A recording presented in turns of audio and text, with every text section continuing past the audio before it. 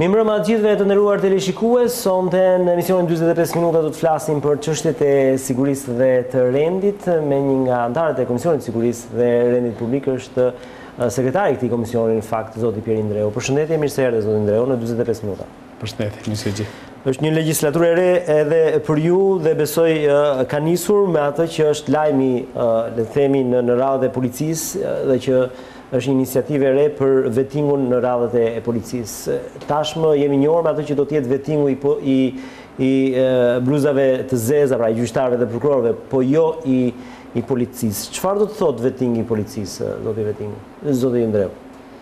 Do thotë pastrimi i radhëve të policisë. Unë kam dëgjuar që është artikuluar nga zoti Gjafa. Normalisht në shumë ambiente nuk është kuptuar, por mendoj se qëllimi për të cilin zoti Gjafa e ka nxjerrë në publik të shprehë është pozitiv, dhe jo vetëm policia, po gjitha institucionet e shtetit duhet t'i kalojnë një procesi vettingu. Administrata e shtetit sot është problemi më i madh që ne kemi. Problematikë cilën edhe vetë kryeministri e ka thënë publikisht.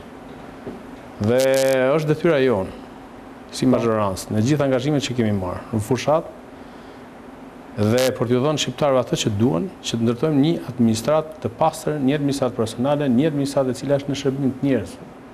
Normalisht policia është një strukturë nga më të rëndësishme të këtij vendi, sepse është pak e veçantë policia në raport në pjesën tjetër të administratës. Duke pas parasysh se është një strukturë që mban uniform, është nga ana vizive më e dukshme.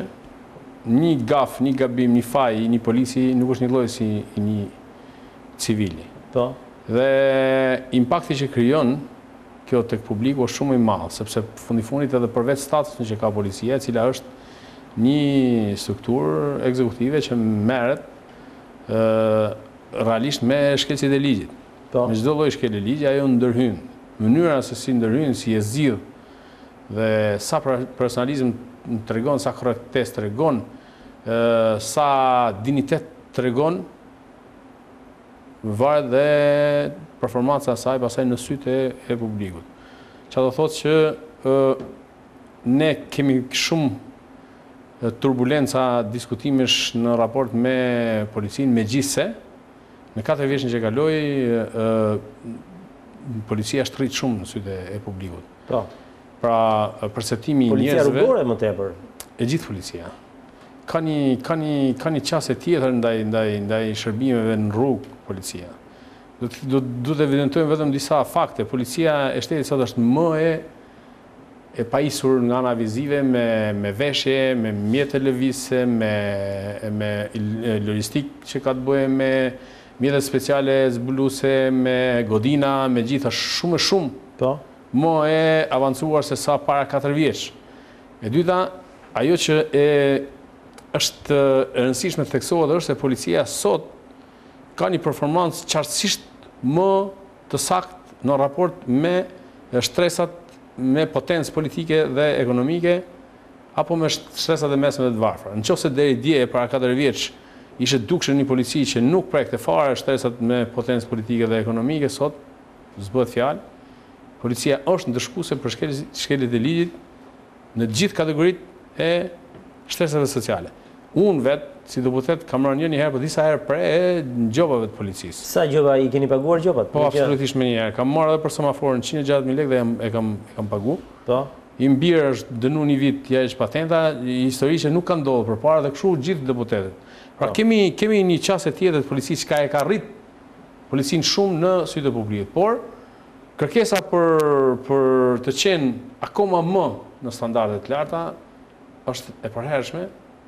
Dhe është e drejta e ministrit që të kërkojë një qartësim total të gjithë situatës së brendshme të policisë së shtetit dhe të pozitës së drejtuesve të ndryshëm të policisë së shtetit në raport jo vetëm me punën brenda policisë, po edhe me ata që ndodh jashtë policisë. Megjithatë, zoti Ndreu, ju e dini shumë mirë çfarë do të thotë vettingi gjyqtarëve, sepse e njëjta filozofi do të përdoret dhe për punonjësit e policisë. Pra do të kontrollohet pasuria, lidhjet me krimit dhe profesionalizmi. 3 aspekte të cilat janë të vlefshme edhe për vettingun e gjyqtarëve dhe prokurorëve. Dhe e ndërmarrë kjo nis nga një ministër si Xhafa, i cili është një nga hartuesit e ligjit vettingut, do të thotë që ne kemi probleme të rënda me punonjësit e policisë si për sa i përket korrupsionit, ashtu dhe për sa i përket lidhjeve me krimin. Sa e rëndë situata sot? Denis, duhet kemi parasysh një gjë. Perceptimi i korrupsionit është perceptim në nivel kombëtar, ose më të themi prek gjithë institucionet e Shqipërisë. Po. Nëse flasim për raste të rënda korrupsioni kanë gjithë institucionet. Po. Dhe po aq ka edhe policia e shtetit. Pavarësisht se nga pikpamja e kontributit që ka policia e shtetit në jetën shoqërore shqiptare është ku para me gjithë institucionet e tjera. Timi realist. Po. Por ama prapë ka vend që ne të diskutojmë dhe të evidentojmë njerëz dhe sjellje të ndryshme në punë e sipër ose jashtë punës që janë kundërshtim flagrant me ligjin. Dhe këtu nuk do të thotë se kemi të bëjmë me një situatë zi, por nëse kemi, sigur edhe 2 vetë kemi, atëherë pse mos bëhet vetting dhe qartësohen situata. Ato që duhet rrinë, mos harrojmë se deklarimi i pasurisë do nxjerrë shumë gjëra në shesh. Ka shumë diskutime, ka shumë hamendësime, ka shumë dizinformacion, ka shumë përbaltje publike që është përdorur pa kriter gjatë gjithë këtyre viteve. Le ti nënshtrohemi gjithë një skanimi të hollësishëm për gjithë pasurinë që kemi ne dhe familjarët tonë edhe dalim para publikut dhe të ndëshkohemi. Policë qoftë, apo politikanë qoftë. Kjo juaj është vettingu i politikanëve që ne nuk e kemi parë deri tani. Absolutisht të gjithë. Është tjetër nismë, nëse jeni dakord për vettingun e politikanëve. Nëse se keni parë. Jeni dakord zoti Ndreu që të ketë edhe vetting për politikanët? Nëse se keni do ketë. Do ketë kur do ketë? Sepse s'keni kuptuar thelbin e reformës në drejtësi. Po. Është fatkeqësi se shumë opinionistë nuk e kuptojnë, shumë juristë nuk e kuptojnë. Reforma në drejtësi ka 3 pika. Po. Ka vettingun tek gjyqtar, ka vettingun tek prokuror. Po. Dhe pasi të mbaroj vettingu dhe pastrimi i sistemit të drejtësisë, prokurorët dhe gjyqtarët që do rrinë punë me disa kushte që ju i dini, po, do kontrollojnë politikanët.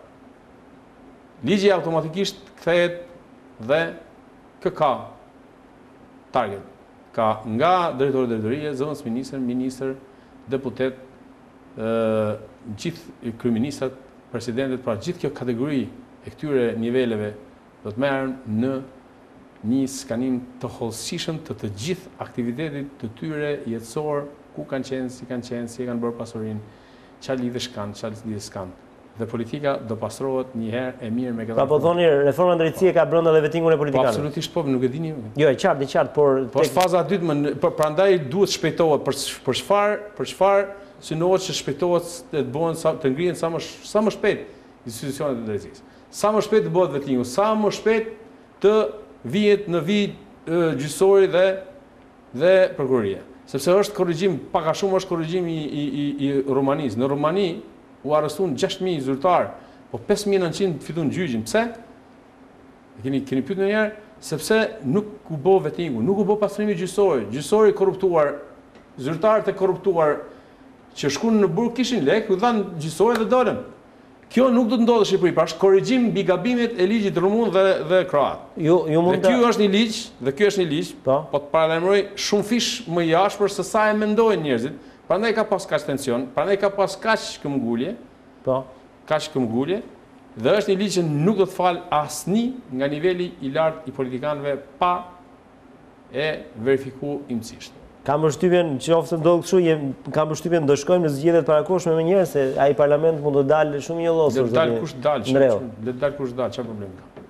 Ju po thoni që kjo gjë mjafton që shqiptarët do të jenë qetë. Jo, padyshim, kjo është. Do të jenë qetë dhe nuk do të më shikojnë as mua, as kënd bardhë dhe zi. Po nëse unë kam probleme, le të dalë nga i parlament, nëse dikush tjetër ka probleme, le të dalë, ato që të ngelin të rrinë ashtu sikur janë dhe mos të mbyllim një histori të mirëgull, sepse çka ka ndodhur. Këtu është prodhuar dizinformacion. Këtu çka ka bë politika? Po të dëgjosh politikën, këtu gjithë janë zi. Gjithë merren me drogë. Gjithë merren me korrupsion.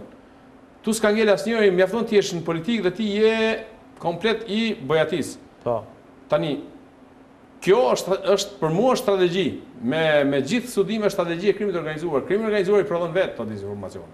Dhe kryesisht godet zyrtarët më të ndershëm, për të krijuar mjegull dhe për të humbur gjurmët e në fakt atyre që realisht i bëjnë të punë. Ato që i bëjnë nuk përmenden, ato që si bëjnë përmenden. Po ka koha që vjen pikat mbi i. Kush e kontrollon këtë krim të organizuar, zoti? Kush e kontrollon? Ndreu. Nëse mund të japim një hipotezë, është sërish politike, një pjesë e politikës së një llosur që e kontrollon këtë krim të organizuar në Shqipëri? Krimi organizuar ka një filozofi. E para fillon me synimin për fitu para. Po. Pra qëllimi i krimit të organizuar është paraja. Fitimi i parave në rrugë të paligjshme. Dhe që të bësh një para në rrugë të paligjshme, këtë bësh kryesisht me trafiqe të drogës, qenë njerëzore, trafiqe të veprave dhe llojeve të tjera. Pastrim parash, e ku di unë. Mund ta themi sot se cili është trafiku më i rrezikshëm që synon dhe sigurinë kombëtare në Shqipëri? Trafiku i drogës apo i parave? Në Shqipëri? Po. Le të themi në ato njohuri që ju keni, por edhe nga profesioni që keni patur. Kush është sot trafiku më i rrezikshëm në Shqipëri?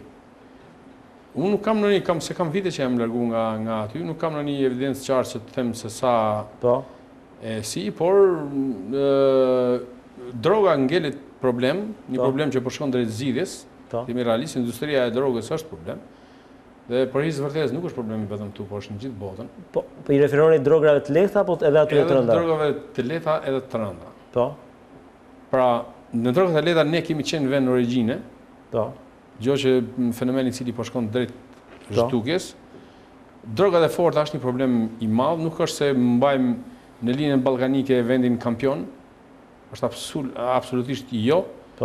Ne llogaritet të kontrollojmë rreth 25% të daljes në rrugën ballkanike, sepse 75% shkon në portin e Igumenicës dhe kjo është saktësisht. Po. Pra vetëm ju po thoni gjithë droga që kalon nga Ballkani vetëm 25% kalon nga ne. 25% kalon te ne. Po. Pavarësisht se në sasinë e kapur Shqipëria shpeshherë dele para, po droga nuk ka definicion. Droga llogaritet me sasinë e kapur, jo me sa kalon. Po. Se sa kalon ti nuk e di. Po. Ti din sa kap. E qartë. Dhe në sasinë e kapur bëhet një formulë që mendohet se ka kalu kaq. Po ne në sasinë e kapur kemi zonë vend, nga që bashkëpunimi jonë me autoritetet italiane me këto ka qenë shumë i madh se i grekëve. Po. Por 75% të rrugës ballkanike gjithmonë e ka zonë porti i Igumenicës. Linja e Igumenicës, jo Shqipëria. 25% e kemi zonë ne. Nga vjen droga kryesisht nga vendet e për shumë nga heroina nga Afganistani? Nga Afganistani kalon në Turqi, përpunohet. Pastaj në Igumenicë më pas. Pastaj në linjën ballkanike vjen deri në Maqedoni, në Shqipëri, edhe në Greqi. E qartë. Përsa i përket, le të themi, ju përmendet portin e grek të Igumenicës, po portet tona cili është porti më me probleme në këtë aspekt? Durrësi apo Vlora? Kam pyet shumë gjëra teknike, kam kohë që nuk jam marrë me teknikë. Po kam përshtypjen nga kuriozitetin e publikut. Kam 10 vjet që kam ikë nga policia e shtetit, po më pyet si drejtor i policisë shtetit, po unë nuk jam. Mirë, me që më dhat shifrën 25%, unë flas me atë që di, ndoshta nuk jam 100% i saktë, por që ne zonë 25% të rrugës ballkanike, kjo është e sigurt. Mund t'ju pyes pak duke mbetur pak edhe sepse na dhat një lajm jo të ri kuptohet, po një lajm interesant që ka të bëjë me vendingun e politikanëve. Ju shpresoni që kjo fazë 2 do të nisë pas janarit, menjëherë pas janarit, si janë ato etapat që nuk është e re, është në ligj. Po. Në reformën në drejtësi është qartësisht e thënë që reforma prek këto nivelet të administratës, nga drejtori drejtorie deri te presidenti i Shqipërisë, çka ka të re këtu? Jo, e qartë, po çuditërisht nuk është artikuluar në asnjë media me e thon drejtore, se kam dëgjuar edhe çifyre të tilla që të bëjnë vettingun e politikanëve, pastaj të bëjnë drejtësisë, është absurd. Po pse më politikanë, nëse i ndeshkon ku do qosh? Do qosh në gjykat. Po. Po si s'ke bë pastrimin e gjykatës dhe do bësh pastrimin e politikës, është absurd. Është një ide kam dëgjuar në studio të rëndësishme të televizorëve shqiptare, është një, po të them, për nivelin atyre që e thonë është idiotësi. Nuk thuhet ajo, duhet pastrohet drejtësia një për një, duhet të tendoset drejtësia, duhet të kemi një drejtësi në kota normale dhe jo kaq të korruptuar, por me një korrupsion pothuajse zero, që ne pastaj të hyjmë realisht vendit dhe ta bëjmë ashtu si duhet. Dhe le të ndëshkohet kushdo. Le të dalë kushdo. Sepse ka koha që shqiptarët të mos i shohin politikanët më zi, po t'i shohin ashtu si duhet. Ata që do rrinë të rrinë, ata që do ikun, le të ikun. Zoti Ndreu, të kthehemi edhe një herë ose edhe për pak çaste situatës në policinë shqiptare. Ju sa mendoni që është e prekur nga korrupsioni dhe lidhet me krimit policia shqiptare? Keni një gjykim, keni një Dini policinë botë që s'ka Jo, ka, po them ajo që flitet gjithnjë për policinë shqiptare. Edhe kjo është një problem. Këtu në Shqipëri, domethënë, nuk e di me në vend ideal i masin gjëra. Po nuk ka policinë botë që nuk ka problem me korrupsion, edhe që nuk ka implikime me trafikant e nuk ka probleme. Problemi i policisë shqiptare, unë mendoj se është për të rishikuar. Unë kam rezervat e mia në raport me disa drejtues policie që kanë punu në 4 vjeçin e parë, për sa i përket mbjelljes së Ashashit. Në cilat qarqe? Nuk do të specifikoj qarqe, por kam rezervat e mia në implikimin e disa drejtuesve të policisë në disa afera të ndyra të mbjelljes së kanabis. Janë aktualisht në detyrë? Le të talem këtë se janë apo s'janë. Po. Por ne ka qenë një shqetësim që ne e kemi pranu. Edhe kryeministri vet e ka pranu publikisht, ne jemi përballë një problemi. Ajo që ka qenë pozitive në qeverinë, për herë të parë ne kemi pranu një fenomen, po jemi përballë një fenomeni problematik.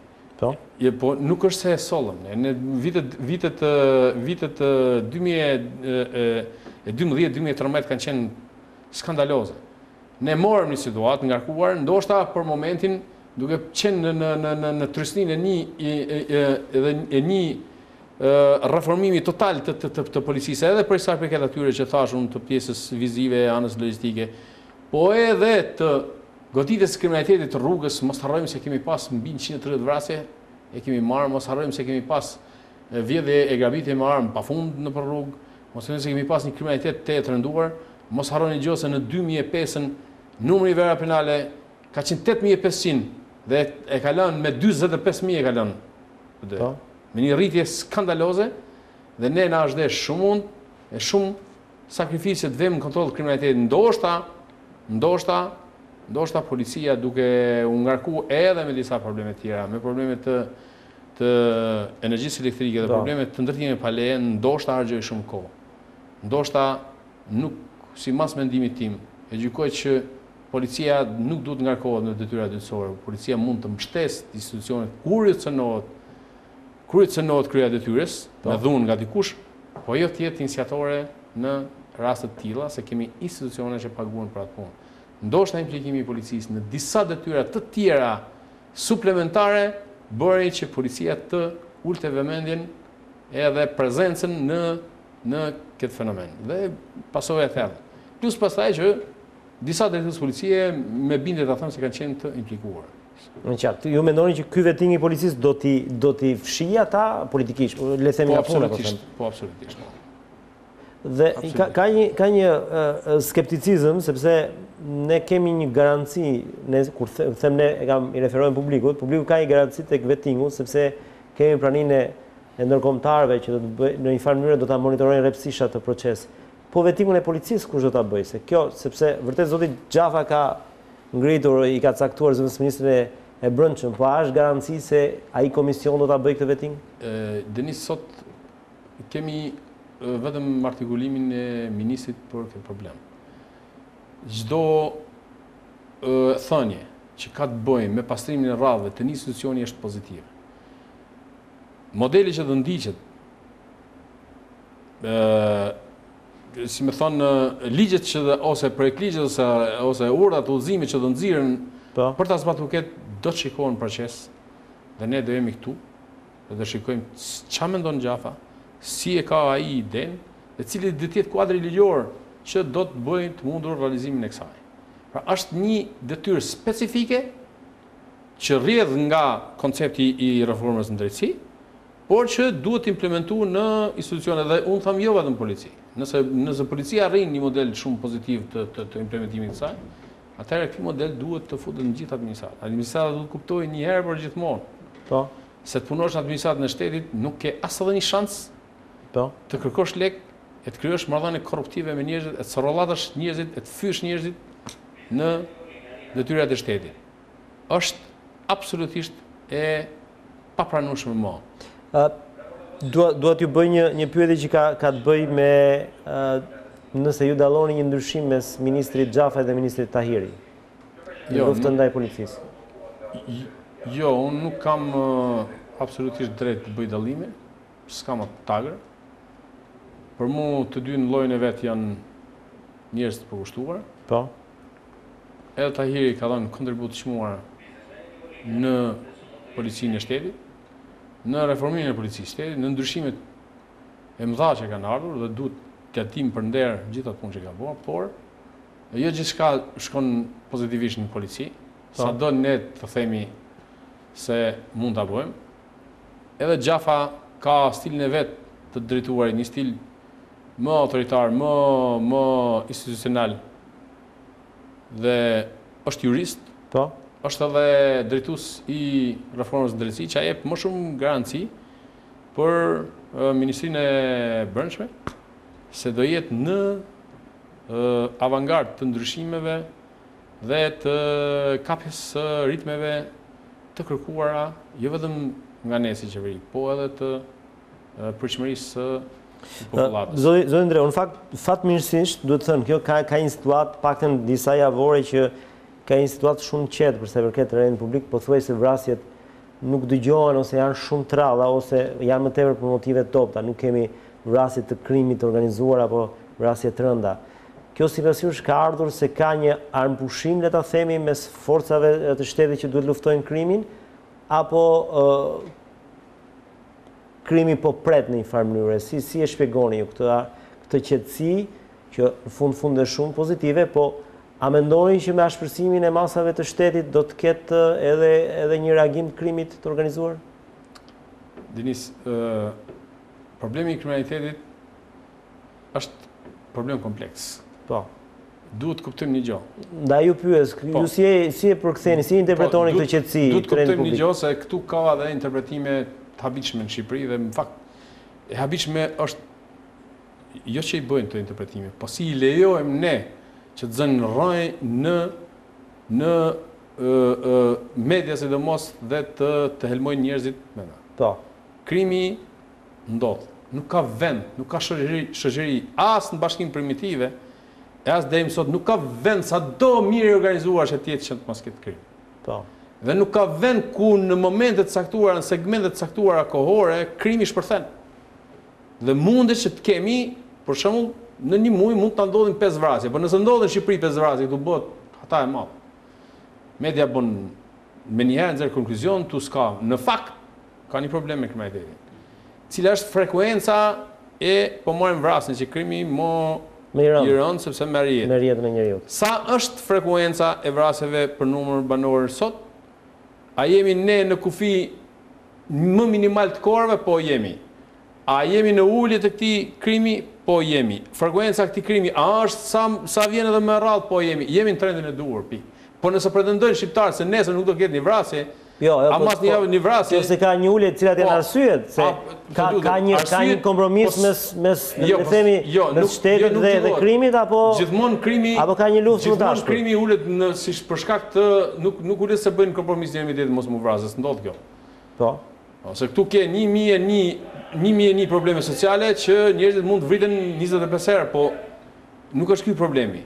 Po. Problemi është se krimi ndjen tërësinë e shtetit.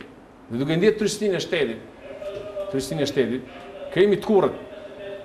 Është realisht ajo që ka ndodhur dhe po ndodh. Sepse vetë kurrja e krimit të vrasjes tregon se shteti ka ushtruar tërësinë, ka qenë shumë i shpejt në reagim, ka qenë i papërtueshëm në reagim. Po janë marrë edhe masat e tjera, mos harrojmë se është edhe efekti parandalues. Është rrit numri i atyre që raportojnë polici, që njoftojnë polici, është rrit përgjegjësia e policisë e cila reagon me njerë, sallat operative janë më të plota, janë më të organizuara, shërbimet e terrenit janë më të shpejta, shkojnë atje dhe kanë bëhet mundur në disa raste që të parandalohen shumë vepra penale. Bashkëpunimi me pushtetin lokal po është më i madh, me institucionet tjera po është më i madh. Pra ka një qasje shumë më të mirë ndaj krimit, sepse Sa do të lodhemi ne, policia vetëm nuk mundet ta realizojë luftën antikrim. Duhet që të marrin pjesë të gjithë. Megjithatë, zoti Ndreu, se kam përshtypjen e bët shumë roz situatën, po ne nuk dëgjojmë për shembull goditje të grupeve të strukturuara. Kemi kohë që s'po dëgjojmë as në kohën e zotit Tahiri, as tani, zoti Xhafa ndoshta ka vetëm pak ditë që ka ardhur. Jo, janë godit, nuk është se janë godit. Nuk është se këtu po goditet nga policia. Jo, janë godit shumë grupe, nuk është. Ndërsa pastaj mësojmë nga shtetet si Spanja apo Italia që koka e trafikut këtu, koka e trafikut andej, kështu që duket sikur ka abuzime me termat. Me shqiptarë tash. Unë kam dëgjuar edhe jashtë shtetit në disa konferenca kam qenë dhe kam reaguar sa për dini. Po. Kam qenë një zyrtar që kam reaguar në konferencë hapur fare.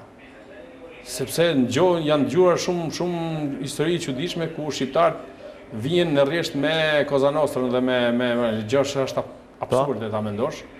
Problemi i shqiptarëve është ky që shqiptarët dolën jashtë dhe tendenca për të pasuruar shpejt i bëri shqiptarë që të hynë në grupet e krimit organizuar, të rekrutohen, por ajo që ndodhi ishte fatale se shqiptarët ishin të dhunshëm. Nëse organizata e mëdha të krimit organizuar e braktisën dhunën dhe ndan territoret, shqiptarët hynë dhe të vrishin për asgjë. Kjo e shokoi botën e krimit. Po. Mënyra se si reagoshin shqiptarët ndaj një padrejtësie, një gjëje banale me vrasje, e shokoi botën e krimit dhe i evidentoi shqiptarët si njerëz shumë të rrezikshëm, po jo për sa i përket potencës financiare, potencës organizimit grupeve kriminale.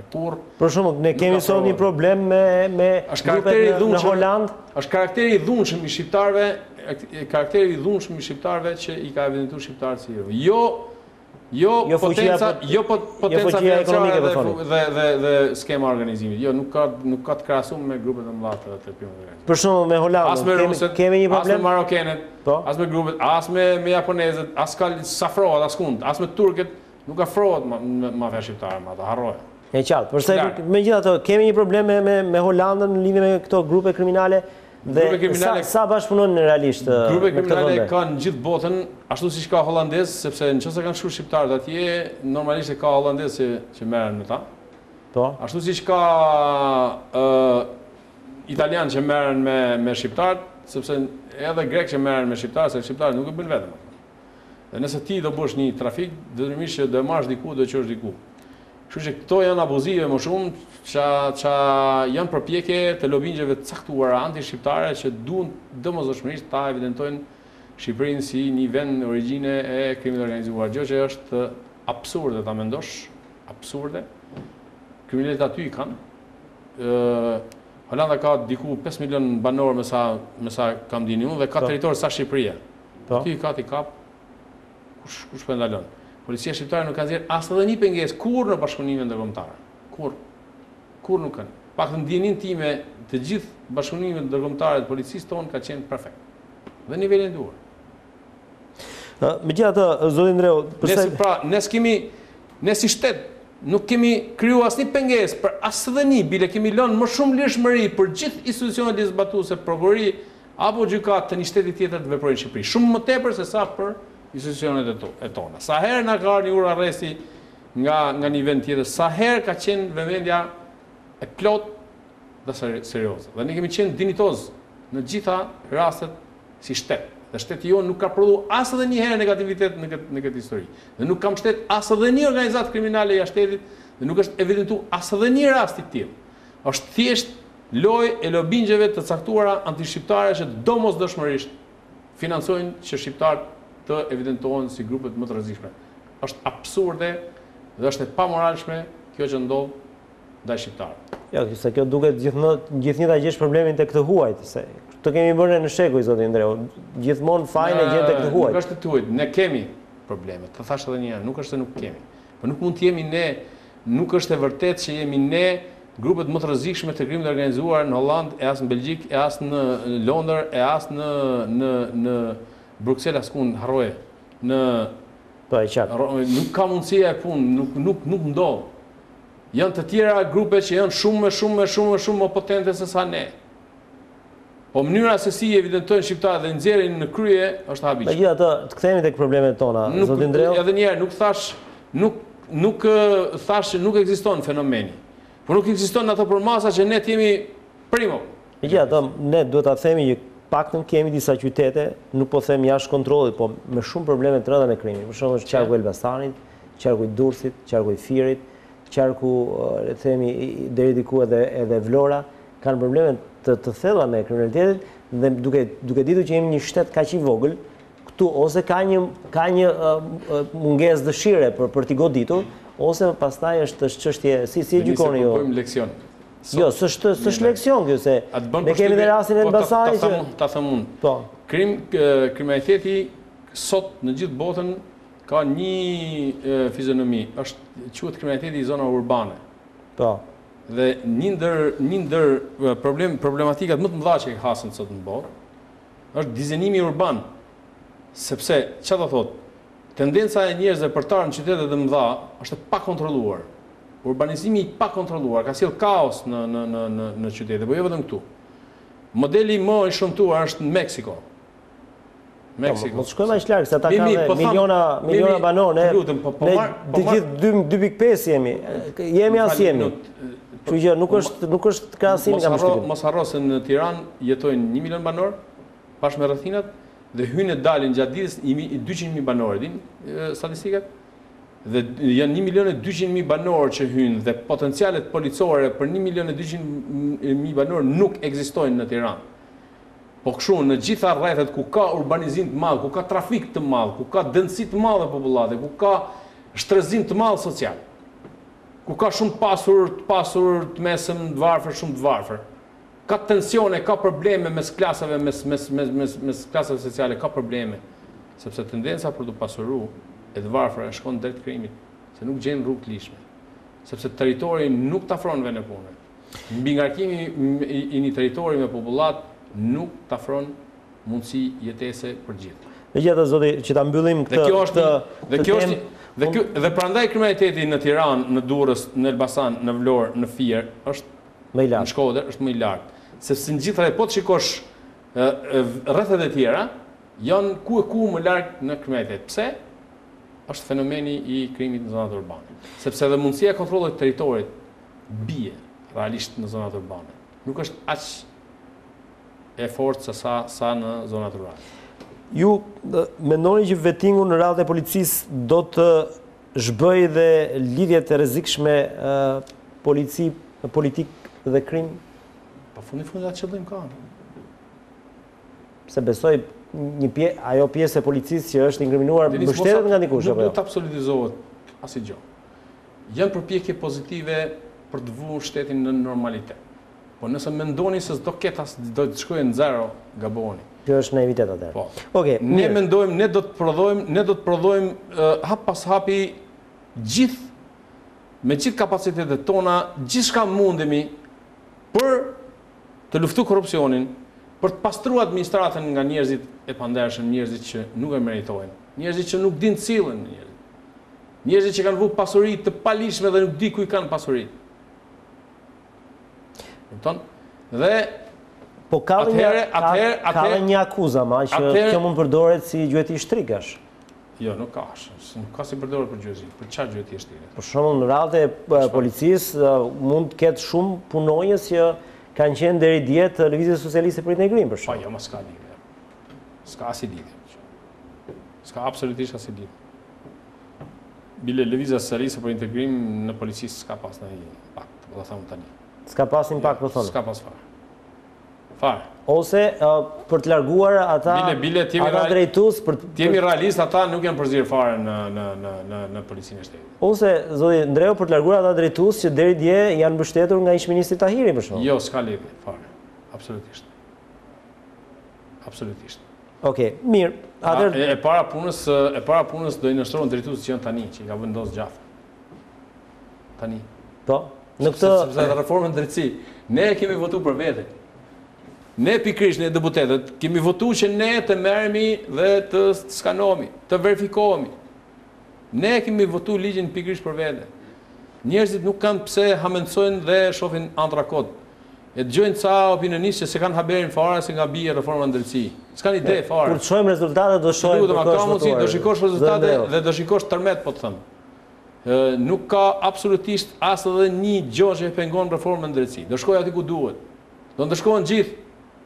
Besoj, ne shpresojmë. Do ndëshkohen gjithë, keni bindur për këtë. Korrupsioni është një fenomen jo vetëm i qeverisë Partisë Demokratike, por edhe juaj, i qeverisuaj. Përgatitu se është tërmet më i fortë se sa i Romanisë dhe i Kroacisë. Do ju vi keq nesër nëse do ketë ish ministrat PS-s në bankën e të akuzuarve. Absolutisht jo, edhe deputet, gjithë, çfarë problemi ka? Me që kaluat... Pastaj ne nuk kemi bënë një ligj për të shpëtuar PS-n, se PS-ja s'ka asnjë impakt në zbatimin e ligjit fare. Po ka një skepticizëm, zotin Ndreu, që partia në pushtet një farë mënyre i shpëton dalgës. Megjithatë ne do të dashojmë. Jemi këtu dhe po të them do filloj me ne. Do filloj me ne, sa është absurde të filloj me tjetër kënd kur ne jemi në qeveri dhe kemi 4 vjet dhe jemi 2. Do filloj me ne. Me që përmendën qeverinë, edhe kep ta dish. Do filloj me ne. Pra vettingu po thoni do filloj me ju. Po. Do filloj me ne. Vettingu i politikanëve. Po sigurisht. Shpresojmë. Zoti Ndreu, do doja me që se kaluat vetë qeveria, si ju duhet kjo qeveria Rama 2 pak të peshën e LSI-s? Po... Pak të dorën e timonit që lëviz timonin andaj këtej. Kjo të pyetës takon mu, se unë jam votues... Jo, besoj jeni i votues i kësaj qeverie. Jam shtetës i kësaj qeverie, jam deputet i kësaj mazhorance, dhe ne sot vërtet kemi një fitore që na bën ne të jemi komod në qeverisje, por ama kemi një përgjegjësi shumë të madhe para shqiptarëve. Shqiptarët presin shumë më tepër nga ne, dhe nga ana tjetër ne nuk kemi më alibi të justifikohemi para shqiptarëve. Jemi të dënuar të bëjmë realisht atë që duhet për shqiptarë. Përndryshe, humbim shansin që se ka pas as edhe një forcë politike që nga 92 deri sot, shansin të qeverisin vetëm dhe të shprehim realisht vetveten. Është rasti ku Partia Socialiste do të tregojë se çfarë kapacitetesh ka, çfarë mundësish ka dhe çfarë idesh ka dhe si do të realizojë këto. Zoti Ndreu, se kam përshtypjen ju edhe ndoshta s'jeni shprehur që nga emërimi i qeverisë Rama 2, po ju surprizuat me këtë kabinet, një pjesë e mirë ishte pjesë e kabinetit vjetër? Jo, nuk jam surprizuar. A mund të kishte ndryshime edhe më radikale? Unë nuk gjykoj ndryshimet e kryeministit. Kryeministi është në drejtën e tij të zgjedhë ato. Unë dini gjë që asnjë nga ministrat që ka ai nuk janë të përgojuar për asnjë aferë korruptive. Kaq. Që do të thotë ata që s'janë kanë qenë përgojuar? Absolutisht ato që janë, po flasim për ato që janë, jo për ato që s'janë. Mos më bë. Jo, dakor. Sepse nëse dje kishte 18 ministria sa kanë qenë, tash i ke 10, 11. Kështu që automatikisht ikin 7 ministra vetëm nga shkurtimi i numrit të ministrive. Pra nuk është ky argument. Unë mendoj se ato njerëz që ai ka aty në kabinet, as edhe një nuk është anatemu për një aferë korruptive. Më thoni një. Atëherë si mos kem besim unë te Edi Rama dhe te qeveria e tij si deputet? Si mos kem unë besim te emra që vijnë? Pse duhet të paragjykoj unë se nesër do të dështojnë to? Po jo, lejt punojnë. Lejt të tregojnë se çfarë dinë më bë. Dhe ne do jemi këtu. Ne s'do fshihemi. Qeveria nuk fshihet dot. Bombat e qeverisë, pozitive apo negative, nuk fshihen dot. Ne jemi këtu, ne të verifikojmë. Dëshojmë. Duat ju pyes, meqense jemi drejt fundit, janë dy nisma shumë delikate, nuk e di ju si deputet sa jeni njohur, po nisma e parë që ka të bëjë me mund t'ju kushtoj edhe në elektorat për heqjen e dekoratave, sa konkrete është kjo nismë ligjore dhe çfarë do bëhet me këtë? Do të hiqen vërtet dekoratat për ish funksionarët e regjimit?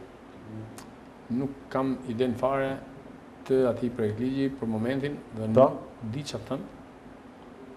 Duhet ta lexoj që t'jap opinionin tim. Po për sa i përket kostës elektorale, mos u shqetëso. Jo, nuk shqetësohem, po bëj pyetje se kosto elektorale për gjithçka vjen nga performanca dopt e jona, nëse e bëjmë, ose fitoret elektorale vijnë po nga performanca e jonë në qeveri. Kështu që nuk janë determinant grupet caktuara interesi të shoqërisë, se ju preket një interes apo ju preket dy interese. Nuk e përcaktojnë këto. Janë një popullat e gjithë Shqipërisë që ka një gjykim mbi mënyrën se si ti performon. Dhe ç'është e vërteta, shqiptarët kanë shumë besim te ne, se na kanë votuar në një mënyrë që as ne vetë ndoshta se kishim parashikuar.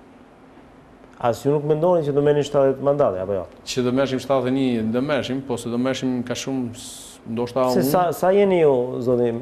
74. 74, po. Se në votimin e qeverisë shkuat 78. Po për 78, po ka edhe parti tjera, cilët natyrisht Ky numër mund të rritet në ditët në vim? Mund ta kap shifrën e 84 mandateve? Nuk e di, ndoshta po, s'e di. Ka deputet të partive tjera që kërkojnë t'ju bashkohen? As nuk di, as nuk kam dëgju, as nuk merrem atë punë.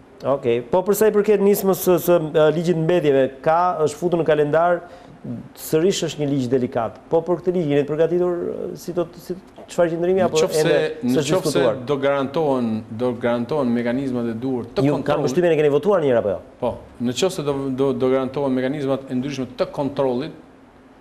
të kontrollit atyre mbetjeve që nuk duhet hyjnë në Shqipëri, në qoftë se ne e garantojmë dhe në qoftë se japim hapësirën e duhur shoqërisë civile që të jetë prezent aty, sa herë të dojë, ta kontrollojë çfarë keq e ka se marr vesh këtë punë. Jemi bë si Jo, okej, po ju erdhën në pushtet për të mos i pranuar. Tani ne nuk pranuam atë ndryshoi në 4 vite, nuk është se ju e shndritët. Po jo, po nuk është ndritur gjë. Çfarë është forcuar tani? Në qoftë po janë forcuar mekanizmat e kontrollit. Janë heq një sasi e madhe e mbetjeve që i kishte ligji i Partisë Demokratike dhe nuk i kemi ne. Kështu që është me sa kam dieni unë, se nuk kam ekspert i fushës, por është qartësisht larg ligji i PD-s me ligjin tonë. Nuk kanë lidhje fare. Pra ju jeni me qëndrimin për ta votuar këtë kur të vinë në seancë. Do ta shohim, nuk mund të them sot se do ta votoj, po do ta shohim, do ta diskutojmë. Okej. Do kërkojmë garancitë e duhura, siç thash, për ligjin që të ketë garancitë e kontrollit. Të marrin pjesë qytetarët në kontrollin sa herë të dojnë të asaj që hynë. Nëpërmjet shoqatave të ndryshme civile, OEQ-ve, ku diun, duhet marrin pjesë. Pjerin Ndreu, ju aktualisht jeni përballë dy opozitave, si të PD-s si LSI-s. Ju trëm ky fakt? Ju bën punën më të vështirë? Për çfarë? Që do keni, le të themi, do duheni të përballeni me dy forca opozitare? Kjo s'na trem, kjo na qetëson. Dhe duke qenë se LSI është, le ta quajmë, si luftë brenda llojit. Po, unë pretendoj që të opozitat i thrasin menjes dhe të bëjnë një opozitë të konstruktive. Nëse do bëjnë opozitë konstruktive, do fitojnë publik. Nëse do fillojnë me avazin e 4 vjetëve që duke bojatis këtë dalë përpara, do humbin prapë, do fitojmë ne edhe një mandat tjetër prapë. Pra nëse duan të vinë pushtet, vinë, mos harro se në komisionin tonë sigurisë vjet nuk është diskutuar nga Partia Demokratike as edhe një rresht i asnjë projekt ligji. Në parlament debate ka patur pafund. Për çfarë? Debate kot në tym jo për projekt ligj. Akuza për Sajmi Tahirin, për Edi Ramën, për gjithkënd që ishte institucion shteti, po as edhe një gjë, asnjë rresht nuk është përmirësuar nga Partia Demokratike, asnjë projekt ligj nuk është prek me dorë. Nuk është debatuar as edhe një projekt ligj Denis. Dhe është si vjet pretendoj të vinë të bëjnë detyrën si parlamentar kaq para njerëzve. Të gjejnë, të bëjnë oponencë, na është desh ne të bëjnë oponencë. Kam dalë unë kundër projekt ligjeve disa herë bashkë me kolegët e mi të qeverisë. E kemi kthy mbrapsht. Komisioni i Ekonomisë ka bërë disa herë, shumë komisione u detyruam ne, sepse PD-ja u merrte me ëndra në beze, kurse ne u detyruam të bëjmë oponencë vet. Të shohim sa oponencë do i bënin kësaj qeverie, zoti. Është vërtet që kemi bën.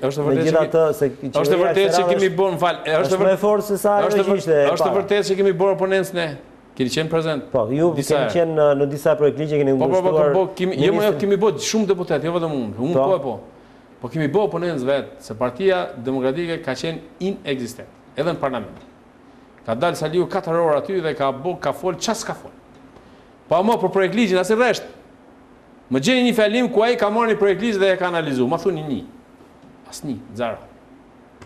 Po kjo nuk është politik. Nëse do vazhdojnë të bëjnë kësi logjesh, e dalin të tregojnë tash një prallë, akoma pa filluar qeveria, se qeveria që ka çuar ne, të në saj dëtësi që nuk i ha kush mo.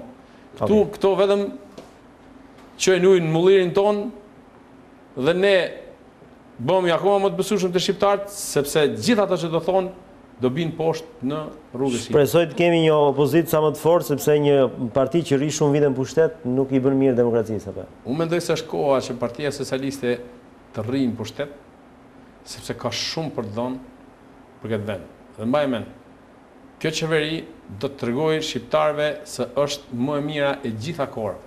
Ndoshta do ketë edhe gabime, po do ketë një ndryshim radikal në jetën shoqërore shqiptare. Radikal, mbas 4 vjeç do flasim bashkë dhe ta shikosh.